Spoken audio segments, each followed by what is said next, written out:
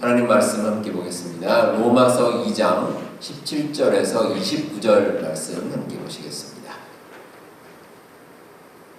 신약성경 로마서 2장입니다. 17절부터 29절까지 한 절씩 교독하겠습니다. 유대인이라 불리는 내가 율법을 의지하며 하나님을 자랑하며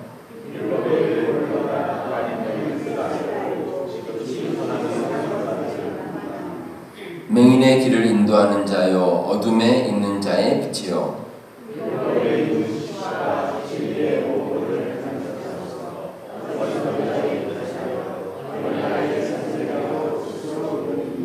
그러면 다른 사람을 가르치는 내가 내 자신은 가르치지 아니하느냐? 도둑질하지 말라 선포하는 내가 도둑질하느냐?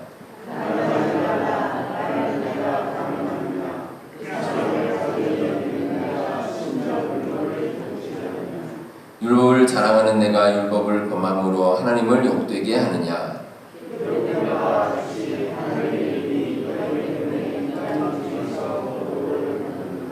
네가 율법을 행하면 할례가 유익하나 만일 율법을 범하면 내 할례는 무할례가 되느니라.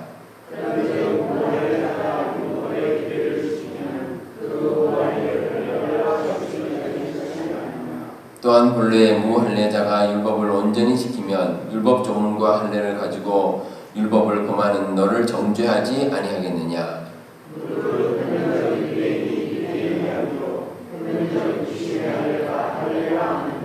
네, 29절 함께 보겠습니다. 오직 이면적 유대인이 유대인이며 할례는 마음에 할지니 영에 있고 율법 조문에 있지 아니한 것이라. 그 칭찬이 사람에게서가 아니요 다만 하나님에게서니라. 아멘. 세계 여러 민족들 가운데 특별히 유대인들은 이 자부심이 아주 강하기로 유명합니다. 어디서든지 이제 유대인이라는 것을 드러내는데 주저하지는 않습니다. 가끔 여러분들 길에서 그 유대인, 전통 유대인 복장을 하고 다니는 사람들을 아마 가끔 만나본 적이 있을 겁니다. 뭐 어른들은 물론이고 아이들도 똑같은 복장을 하고 다닙니다. 그 모습을 보면 참 이 남녀노소 막론하고 동일하게 참 자부심을 가지고 사는구나 이런 걸 우리가 볼 수가 있습니다. 이런 의식이 이제 유대인이 아닌 다른 사람, 다른 민족 사람의 삶에도 영향을 주기도 합니다. 저희 아이들이 다녔던 그 고등학교에 미국 국경일 외에 휴일이 있습니다. 그러니까 학교 가지 않는 날이 있는데 유대인들의 기념일에 학교를 가지 않습니다. 그래서 유대인들의 달력으로 뭐 새해, 신년이라든지 아니면 뭐 대속죄 이런 이제 날, 이런 절기에 아이들이 이제 쉬고 학교를 가지는 않습니다. 마치 뭐 한국의 예를 들어서 뭐 3.1절이라든지 광복절 이런 날에 미국 학교가 쉬는 거하고 똑같습니다. 대단한 거죠. 그 정도로 파워도 있고 아주 자기들의 자존심, 자부심이 아주 대단하다는 겁니다. 이 유대인이란 말은 원래 독특한 의미를 가지고 있습니다. 그래서 뭐 유대인과 비슷한 말이 많습니다. 히브리 이렇게 부르기도 하고 뭐 이스라엘인 이렇게 부르기도 하는데 각각 그렇게 불리는 의미가 있습니다. 히브리인이라는 것은 언어적인 구별입니다. 그러니까 이제 유대인들이 이스라엘 사람들이 사용하는 말이 히브리어인데 그래서 구약 성경을 기록한 원래 문자가 히브리어입니다. 그래서 그걸 가리켜서 이제 히브리어고 그래서 히브리인이다 이렇게 이야기를 할 때도 있고 또 이스라엘 사람 이렇게 말하는데 이건 이제 정치적인 의미입니다. 지금도 이스라엘 하나는 나라죠. 하나 나라인데 과거도 그렇습니다. 과거에 하나의 독립된 나라로서 이스라엘에 속한 사람들 해가지고 이스라엘인 이렇게 이제 부르기도 합니다. 그러면 유대인은 어떤 의미를 가지느냐? 종교적인 의미입니다. 종교적. 그러니까 이제 이방인이나 헬라인과 구별해서 유대인이다 이렇게 얘기를 하는데 하나님을 믿는 사람들. 그래서 오늘날에도 유대인들이 믿는 종교 유대교죠. 그렇게 이제 구별해서 부릅니다. 오늘 말씀에서 바울은 참 유대인이 누구인가에 대해서 하나님의 말씀을 전하고 있습니다. 바울이 말하는 결론은 이렇습니다. 육신적으로 유대인이라고 주장하는 것은 바르지 않다는 겁니다. 참 유대인은 내면적으로 그럴 만한 자격이 있어야 된다라고 분명히 이야기하고 있습니다. 자격이 이제 사람에게서 아니라 하나님께서 나오는데 이를 위해서는 뭐 겉으로 내가 유대인의 혈통을 타고난다 이게 중요한 게 아니고 내면적으로 진짜 유대인의 모습을 지녀야 그 사람은 참 유대인이다라고 이야기를 합니다. 우리도 마찬가지입니다. 우리도 하나님께서 우리를 선택해 주셨는데 우리가 정말 그리스도인으로서 어떤 의미를 살아가야 할 것인가? 그건 이제 우리 말씀대로 하나님께서 뜻하신 바대로 살아가는 겁니다. 오늘 말씀을 통해서 참 유대인, 참 그리스도인의 의미가 무엇인지 함께 한번 살펴보도록 하겠습니다. 자, 먼저 참 유대인, 참 그리스도인은 무엇보다 자기 자신을 돌아보는 삶을 사는 사람, 이런 사람이 참된 그리스도인이다라고 볼 수가 있습니다. 오늘 말씀에서 바울은 유대인들이 자랑할 만한 것에 대해서 언급을 하고 있습니다. 27절부터 30절에 나오는데 요약하면 이렇습니다. 이 유대인들은 무엇보다 하나님의 선택을 받았습니다. 하나님의 선택을 받았고 하나님께서 주신 그 말씀, 율법을 먼저 깨달았다라는 것입니다. 사실 유대인들이 자랑할 만하죠. 이 바울도 유대인이긴 하지만 하나님께 선택을 받았다는 것, 이게 얼마나 대단한 일인지 모릅니다. 이 세상에 수많은 민족들이 있는데 그 중에서 특별히 하나님께 선택을 받았습니다. 뭐 그 정도면 자랑할 만하죠. 세상의 많은 민족 가운데 특별히 우리 민족이 선택을 받았다라고 분명하게 자랑할 수 있습니다. 자, 이렇게 하나님의 선택을 받았기 때문에 유대인들이 자랑하는 아주 대단한, 그러니까 자부심이 아주 강합니다. 그리고 유대인들이 특별히 강조하는 것이 아브라함입니다. 성경에 보시면 이제 하나님께서 아브라함을 선택하셔서 큰 민족을 이루게 하셨는데 그 민족이 바로 유대 민족입니다. 그래서 유대인들의 전통에 따르면 이런 이야기를 합니다. 유대인들은 지옥 문 옆에 앉아 있어도 아브라함이 그들을 지옥에 떨어지지 않게끔 책임진다. 이렇게 얘기를 합니다.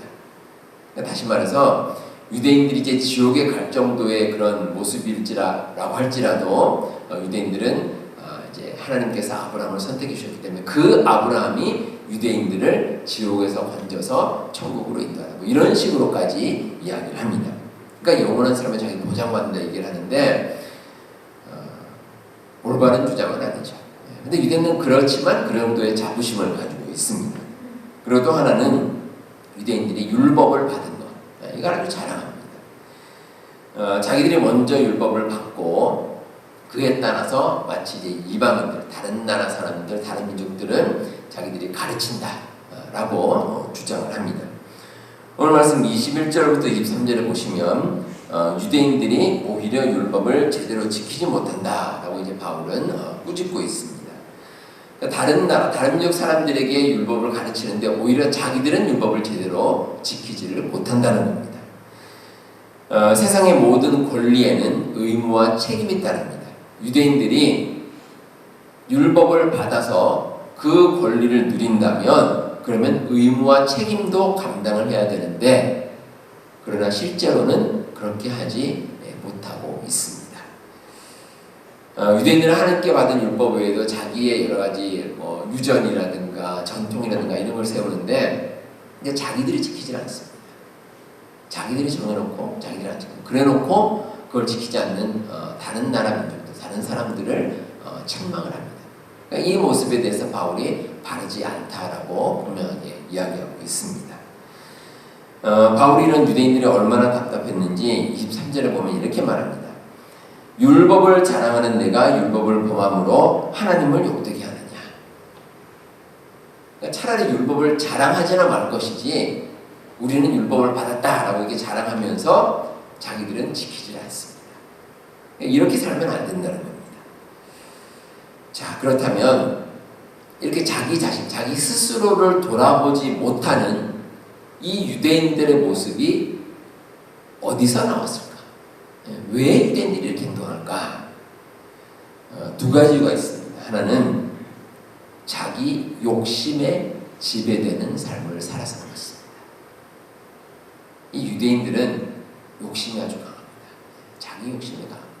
그러니까 그 자기 욕심에 지배되다 보니 자기 자신을 돌아보지 못합니다. 자기 욕심만 채우려고 합니다. 마태복음 15장에 보시면 바리새인과 서기관들이 예수님의 제자들을 비난하는 이야기가 기록되어 있습니다. 이 바리새인들이 뭐라고 얘기하냐면 당신의 제자들이 어찌하여 장로들의 전통을 범하나이까? 떡 먹을 때 손을 씻지 아니하니까? 이렇게 이제 비난을 합니다. 근데 예수님께서 이렇게 반박하십니다. 너희는 어찌하여 너희의 전통으로 하나님의 계명을 범하느냐? 그러니까 하나님께서 말씀하신 바가 있는데 이 유대인들은 어떻게 하냐면 자기들이 어떤 규칙을 정합니다. 그리고 그 규칙에 따르지 않는 사람들을 자기들 마음대로 비판합니다. 왜냐하면 자기들의 욕심을 채우기 위해서, 자기 욕심을 따라 살기 위해서 그렇게 하는 겁니다. 그러다 보니까 자기들의 자랑만 늘어놓고 실제로 지키지를 않습니다. 사람이 욕심에 지배되면 바른 판단을 결코 내릴 수가 없습니다. 우리가 그렇습니다. 우리 마음 가운데 내가 가진 욕심이 있습니다. 그러면 정확하게 바른 판단을 내리지를 못합니다. 이런 얘기가 있습니다. 옛날에 그 전쟁을 좋아하는 왕이 하나 있었습니다. 이 왕이 정말 호전적이고 전쟁을 통해서 영토를 넓히기 원하는 그런 욕심을 가진 왕이었습니다. 그런데 그 왕의 모습을 안타깝게 생각하는 많은 신하들이 있었는데 그 신하 중에 철학자가 하나 있었습니다. 이 철학자가 왕에게 가서 이제 이야기를 합니다. 왕에게 묻습니다.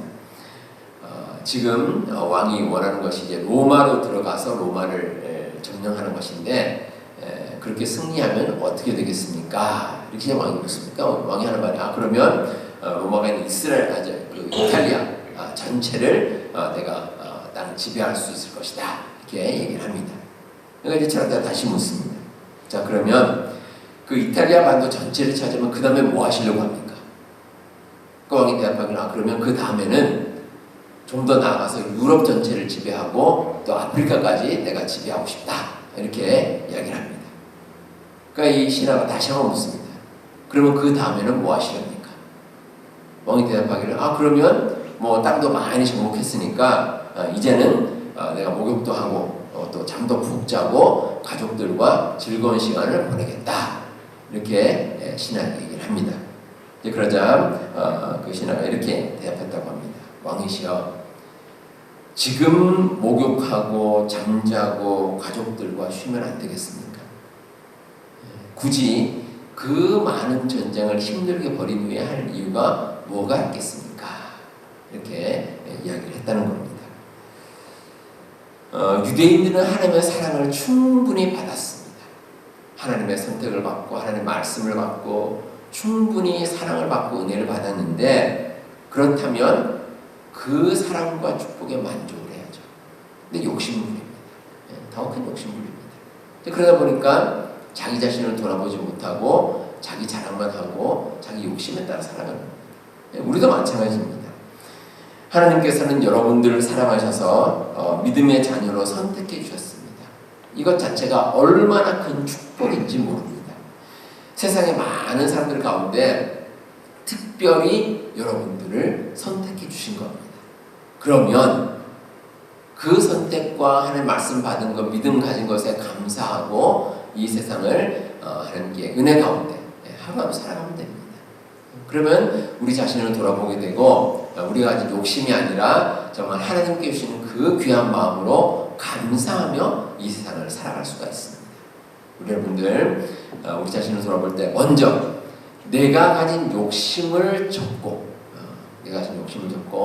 우리 하나님 앞에서 감사하며 살아가시는 우리 여러분들 될 수 있기를 바랍니다. 자, 또 하나 유대인들이 스스로를 돌아보지 못하는 이유는 하나님의 뜻을 내 뜻을 이루기 위한 목적으로 사용하기 때문에 그렇습니다. 자, 하나님께서 이스라엘에서 유대인들을 택하신 이유는 하나님께 영광 돌리는 삶을 살게 하기 위해서 그렇게 선택하셨는데 유대인들은 하나님께 영광이 아니라 나에게 영광입니다. 자기 자신을 드러내고 자기 자신에게 어떤 큰 유익과 기쁨을 얻기 위해서 살아간다는 그렇기 때문에 자기 자신을 돌아보지를 못합니다. 오늘 말씀에서 24절에서 바울도 기록된 바와 같이 하나님의 이름이 너희 때문에 이방인 중에서 모독을 받는 거다. 이렇게 말씀하고 있습니다. 그러니까 하나님께 영광을 돌리고 하나님의 이름을, 선하신 이름을 널리 퍼뜨려야 되는데 오히려 이 유대인들이 하나님의 이름을 모독하는 그런 짓을 저지른다는 겁니다. 신앙생활은 내 중심으로 하면 안 됩니다. 그건 바른 신앙생활이 아닙니다. 겸손해야 됩니다. 우리가 기도할 때도 그렇죠. 우리가 기도하는 게 뭡니까? 기도라는 것은 내가 하고 싶은 말 하는 게 기도가 아닙니다. 기도라는 것은 하나님께 맡기는 것. 그게 기도입니다. 내가 할 수 없기 때문에, 내가 부족하고 연약하기 때문에 하나님 앞에 내 무릎을 꿇고 내가 내려놓고 하나님께 모든 걸 맡기는 것. 그게 기도입니다. 자, 그럼 어떻습니까? 기도의 응답도 역시 하나님께서 하십니다. 내가 내 기도에 응답하는 게 아닙니다. 내가 내 기도를 드리고 이렇게 돼야지 라고 내가 응답하는 게 아니라 하나님께서 주신 응답을 그대로 받는 겁니다. 그런 사례가 성경에 참 많이 나옵니다. 여러분들, 아브라함이 그 소돔성이 하나님께서 이제 멸망하겠다 이렇게 말씀하시니까 소돔성 위에서 이제 중보기도를 합니다. 살려달라고. 그러니까 명문도 있습니다. 소돔성에 보면 의인도 있고 악인도 있는데, 아니 의인을 악인과 같이 멸망하는 것은 바람직하지 않습니다. 하나님도 그 말이 맞다고 하셨습니다. 그런데 어떻습니까? 의인 10명이 없어서 멸망을 당했습니다. 어찌 보면 아브라함의 기도가 응답받지 않는 거죠. 모세의 기도도 마찬가지입니다. 모세가 마음속에 바랐던 것은 가나안 땅에 들어가는 거예요. 거기 가서 살았다는 것도 아니고 그냥 발이라도 한번 밟아봤으면 하는 게 이제 모세의 소원이었는데, 하나님께서는 그 기도에 그대로 응답하지는 않으셨습니다. 바울도 그렇습니다. 오늘 말씀 기록한 바울도 육체에 가시가 있었다라고 말합니다. 질병이 있었던 것 같습니다. 근데 질병이 바울이 3번씩이나 하나님께 계속 간구할 정도로 정말 사라지길 바랐는데 하나님께서는 그 육체의 가시를 그대로 두셨습니다. 근데 하나님께서 모세도 그렇고 바울도 그렇습니다. 동일하게 하신 말씀이 있습니다. 족하다는 말씀입니다. 충분하다는 겁니다. 모세에게 하나님께서는 그만해도 족하다 이렇게 말씀을 주셨습니다. 그러니까 모세가 출애굽하고 광야를 지나는 그 모든 삶을 인도했다는 것 자체로 모세의 삶은 충분하다라고 말씀하셨습니다. 바울도 그렇습니다. 바울도 내 은혜가 너에게 족하다 이렇게 하나님께서 말씀하셨습니다. 바울이 지금까지 많은 은혜를 받았는데 그것만 해도 충분하다는 겁니다. 우리가 교만한 마음을 가지면 족한 은혜를 깨닫지를 못합니다. 자기 생각으로 모든 삶을 내 마음대로 좌지우지하려고 합니다. 유대인들이 그랬습니다. 유대인들이 자기 마음대로 모든 걸 하려고 하는데 그런 마음을 가지면 하나님의 크신 은혜를 깨달을 수가 없습니다. 성도 여러분, 하나님께서 인정하시는 삶은 내 욕심, 내 생각으로 이끌어가는 삶이 아니라 우리의 스스로를 돌아보고 하나님 앞에 겸손하게 감사하는 마음으로 살아가는 삶입니다. 우리 성도 여러분, 하나님께서는 여러분들에게 크신 은혜를 내려주셨습니다. 그 은혜에 감사하시고 정말 하나님 앞에서 모든 것 맡기고 기쁨 가운데 살아가는 우리 성도님들 되시길 바랍니다.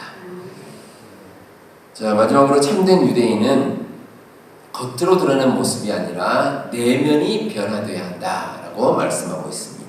28절과 29절에 무릇 표면적 유대인이 유대인이 아니요 표면적 육신의 할례가 아니니라. 오직 이면적 유대인이 유대인이며 할례는 마음에 할지니 영에 있고 율법 조문에 있지 아니한 것이라. 이렇게 말씀하고 있습니다. 자, 말씀 가운데 이제 유대인들이 강조하는 게 나옵니다. 할례입니다. 할례. 바울도 유대인이니까 잘 알고 있습니다. 유대인들은 자기들은 할례 받은 민족이다. 그리고 다른 이제 민족들은 할례 받지 않은 이방인이다. 이렇게 구별합니다. 그러니까 그만큼 할례를 받았다는 것을 아주 강조하며 살아갑니다. 근데 바울은 이러한 유대인들의 생각에 대해서 일침을 가합니다. 하나님 앞에서 할례 받는 것이 큰 의미가 없다는 겁니다. 27절에 보시면 무할례자가 율법을 온전히 지키면 율법 조문과 할례를 가지고 율법을 범하는 너희를 정죄하지 아니하겠느냐 이렇게 얘기합니다. 그러니까 다시 말해서 할례를 받았다고 자랑할 것이 아니라 할례 받지 않은 사람들이 올바르게 살아가면 그 사람들이 오히려 더 나은 삶을 살고 있다라는 것을 강조하고 있습니다. 자, 그런데 여러분, 그러면 유대인들이 왜 이렇게 할례 받은 것을 강조하겠습니까? 할례 받고 살아가는 것이 율법의 모든 하나님 말씀을 지키는 것보다 쉽기 때문에 그렇습니다.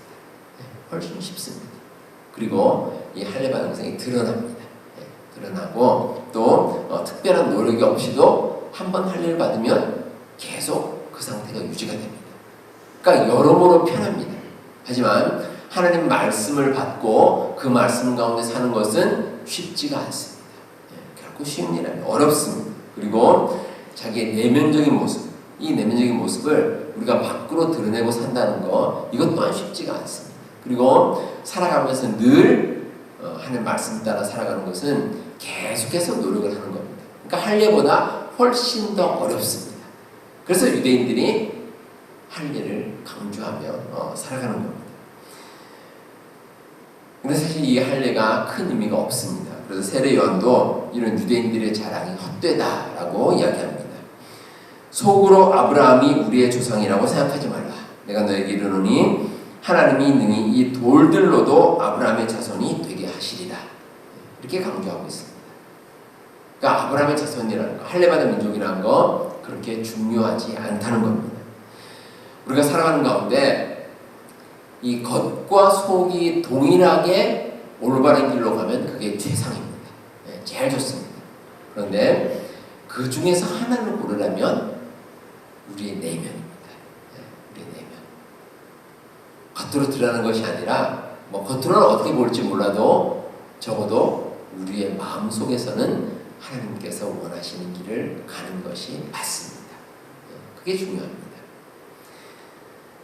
영국의 목회자이면서 아주 대단한 설교가로 알려진 찰스 스펄전이라는 목사님이 있습니다. 이분 아주 대단한 설교가였습니다. 그래서 나이가 이제 20살 정도 간 넘었을 때 아주 큰 교회를 담임을 했는데 거의 이제 1000여 명이 넘는 그런 교회에서 이제 설교를 했습니다.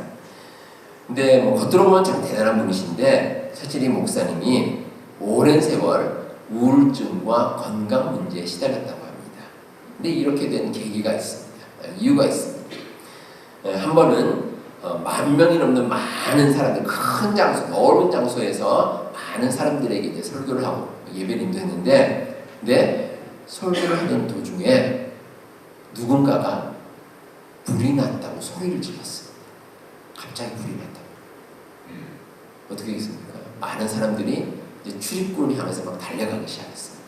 막 달려가다가 넘어지고 쓰러지고 이렇게 하다가 7명이 깔려서 많은 사람이 깔려서 목숨을 잃고 또 많은 사람이 다치는 그런 사고가 있었습니다.